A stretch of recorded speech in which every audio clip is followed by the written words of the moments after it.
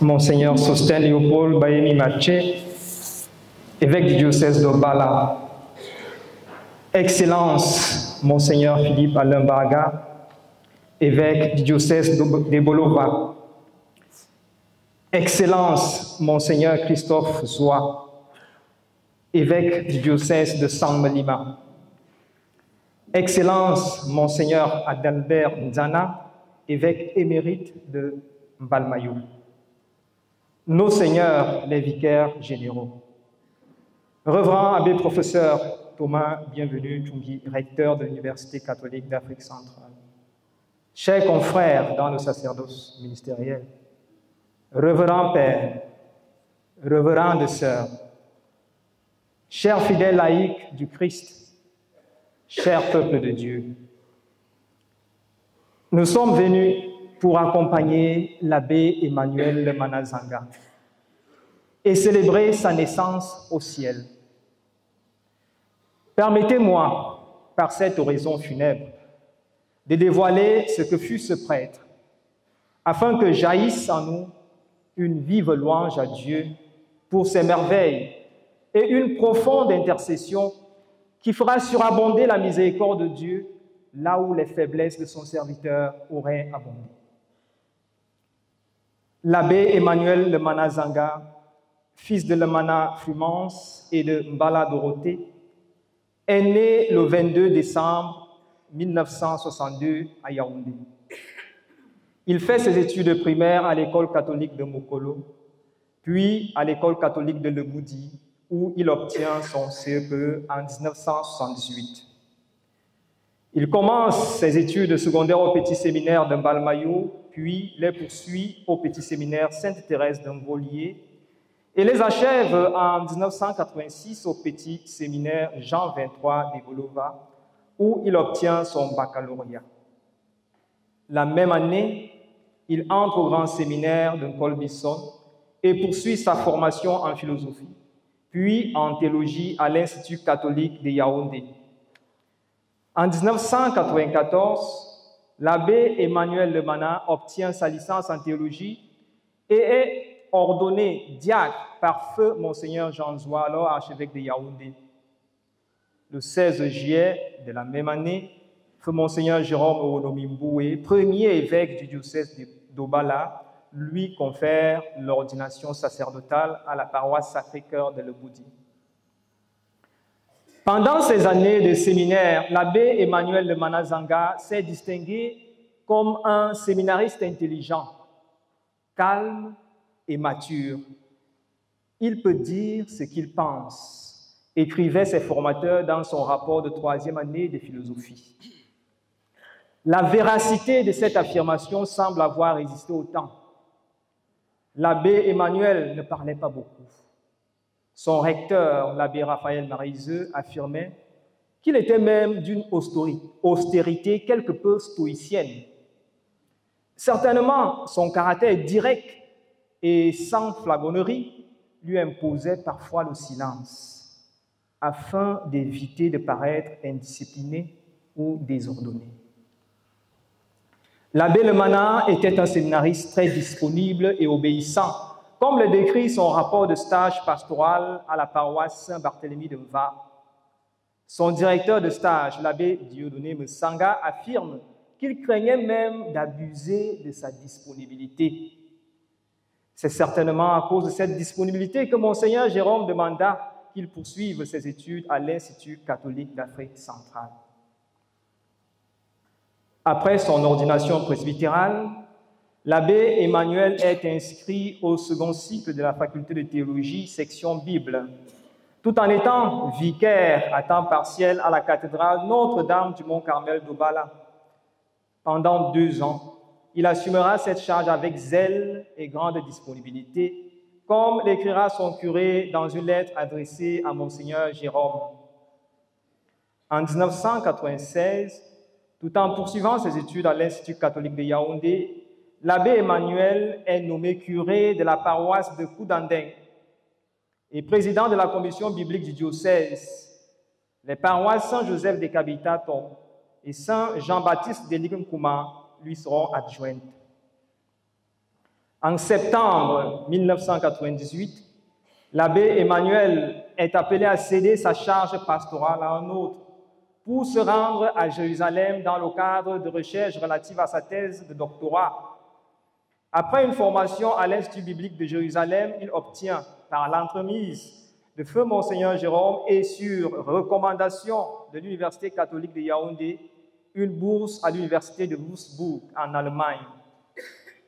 Pendant 4 années consécutives, l'abbé Emmanuel est régulièrement inscrit dans cette université en tant qu'étudiant-chercheur. En 2004, il soutient brillamment sa thèse en écriture sainte et, à la demande de l'Université catholique d'Afrique centrale, Monseigneur Jérôme lui permet de suivre une formation complémentaire de bibliothécaire à Paris. 1 an plus tard, il est de retour au Cameroun et est nommé directeur de la bibliothèque de l'Institut catholique de Yaoundé et enseignant permanent statutaire à temps partiel à la faculté de théologie. Pendant ces longues années d'études à l'étranger, l'abbé Lemana est resté très proche de son diocèse et de son évêque. Ses correspondances avec Monseigneur Jérôme étaient régulières. De 1999 à 2004, on dénombre une dizaine de lettres, sans compter celles dont l'expédition avait échoué par voie postale ou électronique. Dans une lettre de 2001, il écrit « Monseigneur, je profite pour faire parvenir cette lettre après plusieurs tentatives par email qui se sont avérées infructueuses. Peut-être n'avais-je pas l'adresse exacte. » Le contenu des correspondances nous permet de découvrir que ce contact permanent avec son évêque n'était pas motivé par des demandes de services ou d'argent. En effet, non seulement l'abbé Emmanuel rendait régulièrement compte de son parcours académique, mais il communiquait aussi beaucoup sur les opportunités de financement des projets qu'il découvrait. Comme le montrent plusieurs de ses lettres, l'abbé Emmanuel a cherché des pistes de financement pour l'achat du véhicule de son évêque et est intervenu dans le financement de plusieurs autres projets tels que l'achat d'une machine de menuiserie, la construction de l'évêché de Bala, ainsi que la construction d'un centre de formation catéchétique et pastorale. Son implication dans la recherche du bien commun ne se limitait pas à la construction des infrastructures. L'abbé Emmanuel est également intervenu dans la recherche de bourses pour plusieurs confrères dont la discrétion nous impose de taire les noms. Il n'avait pas honte de demander pour ses frères, comme il le justifiait lui-même dans une de ses lettres. Je cite, « Une phrase du Concile Vatican II m'a rendu sensible quelque part. Ne pas hésiter de se faire mendiant pour le Christ. » Fin de citation. L'abbé Emmanuel cherchait les opportunités et encourageait les autres à faire de même. Grâce à lui, le diocèse de Bala a vu son réseau de contacts s'élargir. Comme ancien étudiant du professeur Lemana, je suis convaincu que son altruisme dépassait largement la sphère du diocèse.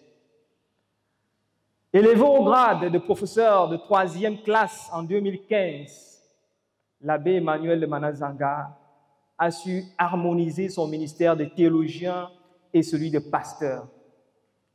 Ainsi, depuis son retour en 2005, il fut tour à tour vicaire dominical à la paroisse Marie-Mère Admirable de Nkomotou jusqu'en 2013, puis à Sainte-Marie-Mère de Dieu d'Obala en 2014.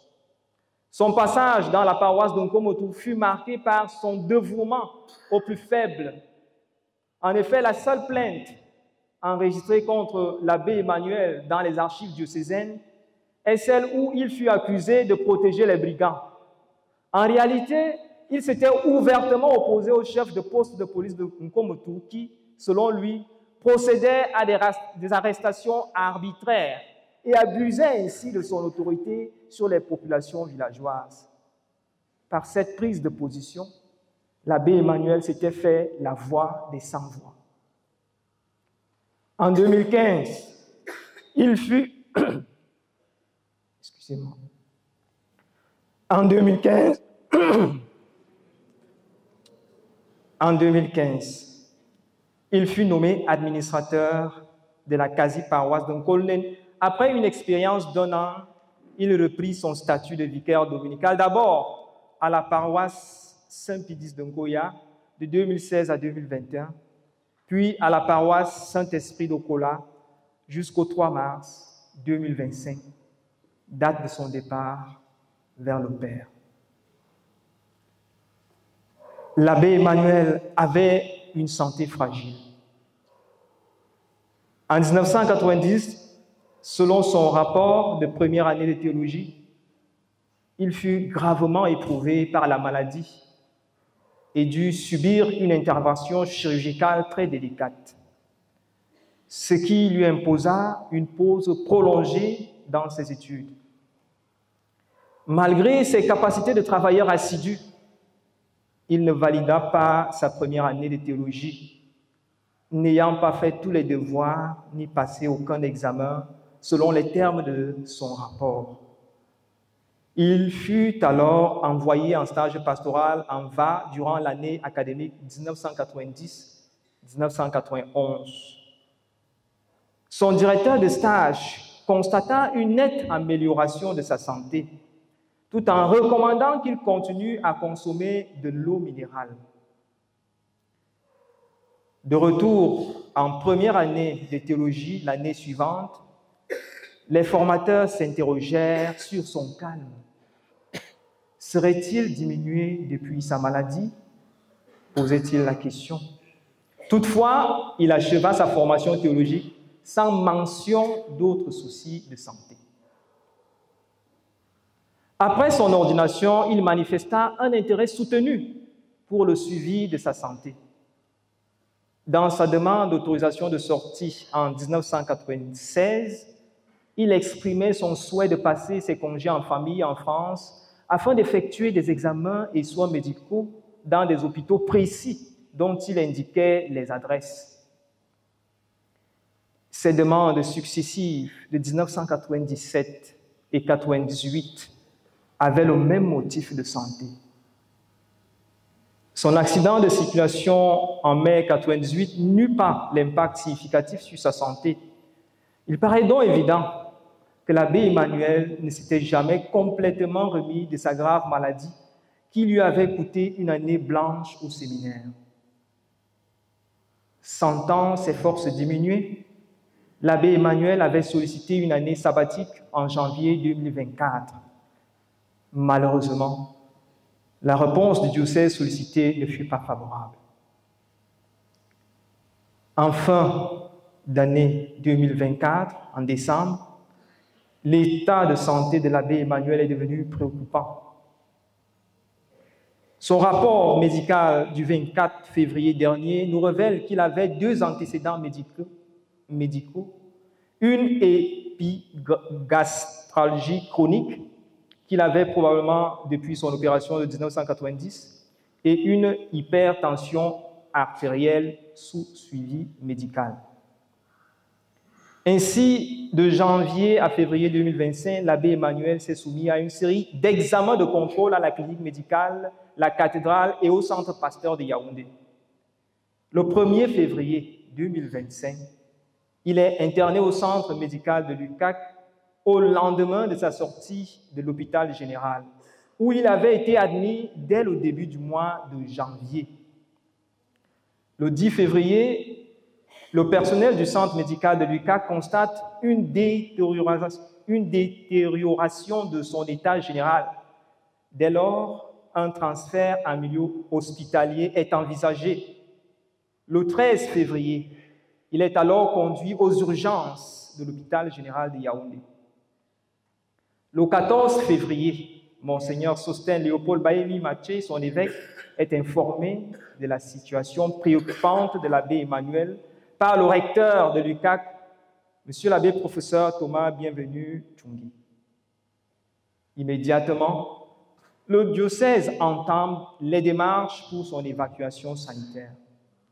Le vicaire général, Monseigneur Luc Onambélé, entre en contact avec l'oncologue de la clinique universitaire de Navarre en Espagne, le docteur San Martin Algara, et obtient la disponibilité de la clinique à accueillir l'abbé Emmanuel pour ses soins. Toutefois, selon le docteur San Martin, il faut passer par une consultation externe afin de respecter le protocole d'accueil des patients internationaux. L'abbé Emmanuel devait se soumettre à un questionnaire, mais ayant perdu l'usage de la parole, la clinique informe qu'un rapport médical assorti des clichés des IRM et des scanners réalisés au Cameroun était indispensable. Après avoir effectué les examens complémentaires nécessaires, le rapport médical est livré et envoyé en Espagne le 24 février 2025. Selon ce rapport, l'abbé Emmanuel souffrait d'une insuffisance hépatocellulaire compliquant des métastases hépatiques d'un processus néoplasique primitif inconnu. En termes simples, l'abbé souffrait d'un cancer avancé du foie. Face à ce tableau clinique, l'attestation de prise en charge, seule pièce manquante au niveau de l'ambassade d'Espagne pour acter l'évacuation, fut refusée. Les seules issues objectives envisageables restaient donc les soins palliatifs et l'accompagnement. Ceux-ci ne feront pas défaut jusqu'au lundi 3 mars 2025, date à laquelle notre père, notre frère, notre confrère, notre collègue, l'abbé Emmanuel Manazanga, est retourné vers le Père. Seigneur, à qui irions-nous? Tu as les paroles de la vie éternelle. Quant à nous, nous croyons et nous savons que tu es le Saint de Dieu. Telle était ta devise, tu as cru. Et maintenant, réjouis-toi en présence de celui que tu as servi avec zèle.